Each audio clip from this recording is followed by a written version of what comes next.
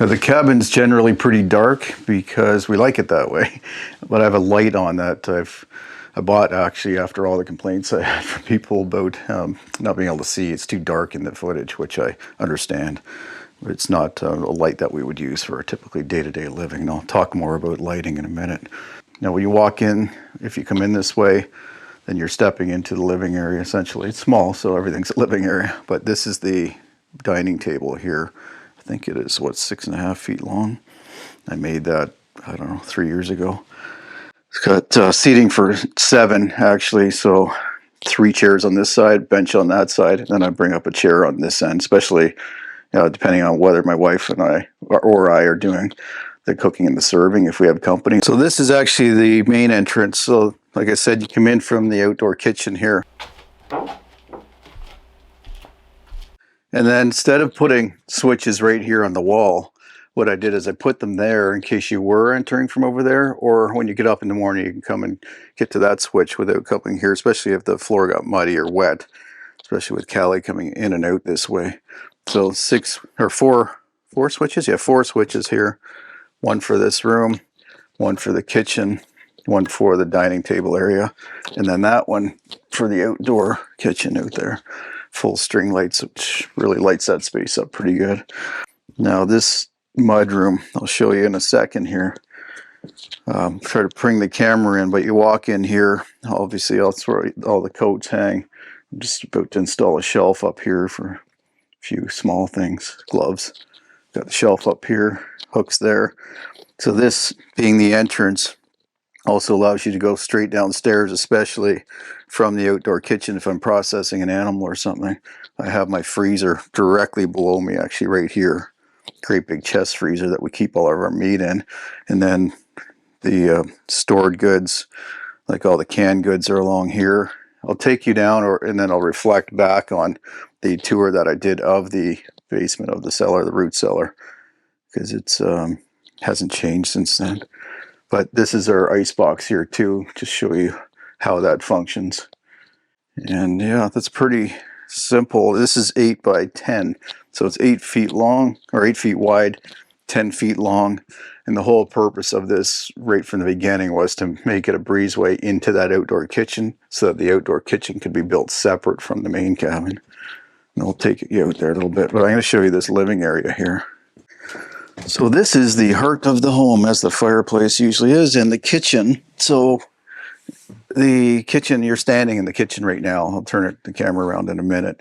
But this is where basically all the living happens. This area here, majority of the time is spent here.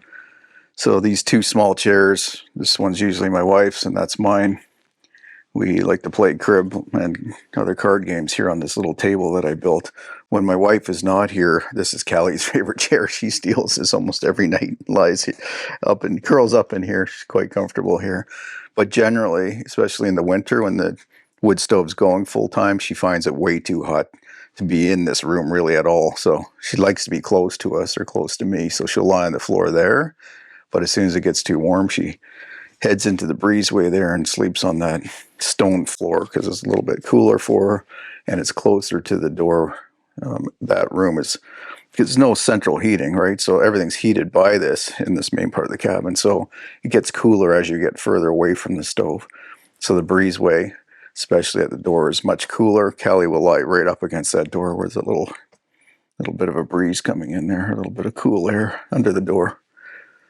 So the way this cabin functions, the way it actually does maintain temperature, is that these logs are quite massive. So they're 14 to 10 on average. They're all harvested right from around the cabin. A couple of trees from literally right where the cabin's standing, or right directly around us. I hauled all these in, dried them, debarked them, and lifted them in place. If you didn't see any of that process, again, I'll just provide links in the description below for all the playlists that are relevant to this. But yeah, big heavy logs that I had to lift in place with cable system that I set up. All of this cabin I built alone and using mostly hand tools, no heavy equipment to lift logs or anything. So it's just a lot of levers and pulleys and so on. These logs on the inside, I've put a little bit of a coating on them linseed oil. Just I like the darker look, and also just helps the dust shed off a little bit more. We don't have much of a bug problem here, but there is some carpenter ants that came in with the logs. The problem is what I did is I cut these trees down, and a lot of them I left in place until I needed them. So they were back in the woods, or some of them, like probably half of them, were in a pile back here, but I hadn't debarked them yet. And when you don't debark them and it's still damp, the bugs like to get in between the bark and the wood, and they start to drill holes into them. So you'll see holes in these logs. So some of those bugs still existed as I built in and moved in here. So it's caused a bit of an issue. No, we don't have termites, or I don't have bad carpenter bees or anything. So ants is really our only issue, and it's not much of an issue. So I started saying the mass of these logs is what makes a log cabin efficient for heating and cooling. So 12 inch, let's say average, 12 times 1.4 is what, 16.8. So that's your maximum. So that's right where the wall's the thickest, right here. But as you taper down to the joint, you get much narrower. It's only 3, 4, 5 inches at this point. This is a full scribe log cabin, so contrary to the last one where I built, I had smaller logs and they just sat on top of each other, so it was basically zero.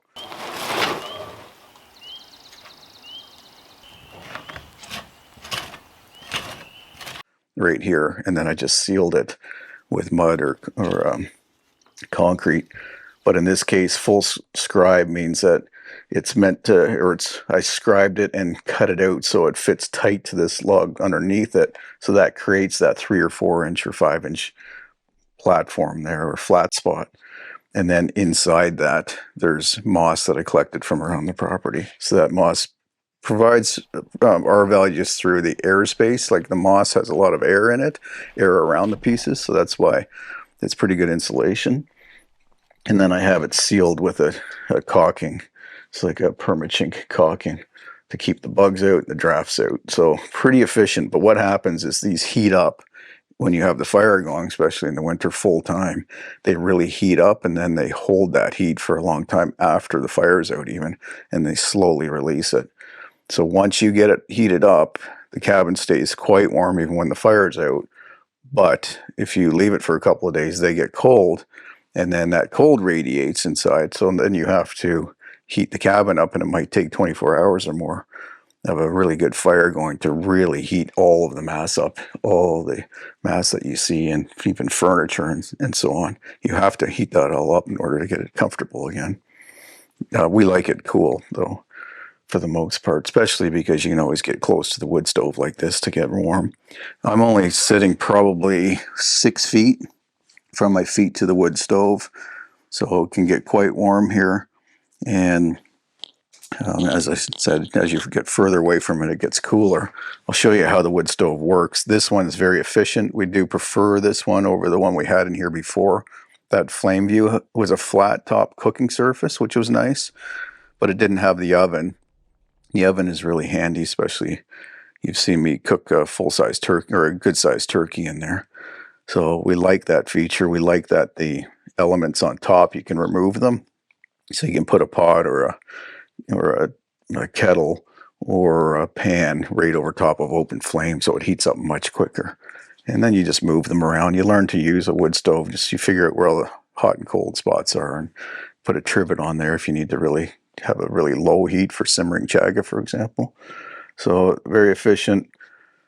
And yeah, that's it for this space, I think. Got my bookshelf here, got my lamp for reading, although for the most part, because it's a fairly dark cabin and we have all kind of mood lighting, we do use headlamps a lot of the time for all tasks, like reading, for example. I'll just sit here with a headlamp on.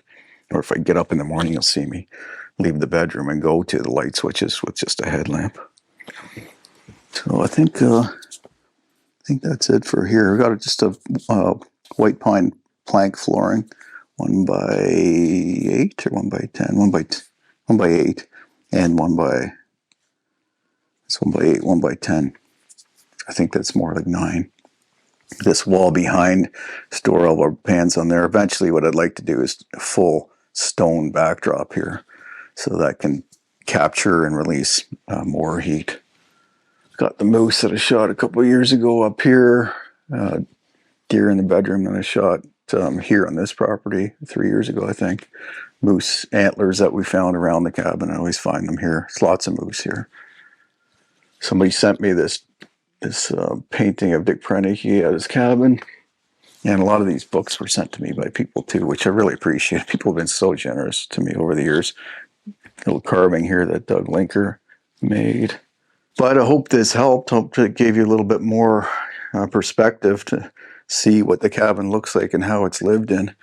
It's very efficient space. Like I said, I love it. It's very efficient lifestyle to be able to have everything in one small space like this. But like I said, hope this gives you a little bit more perspective on how it's laid out and how efficient it is and what's lacking or not lacking.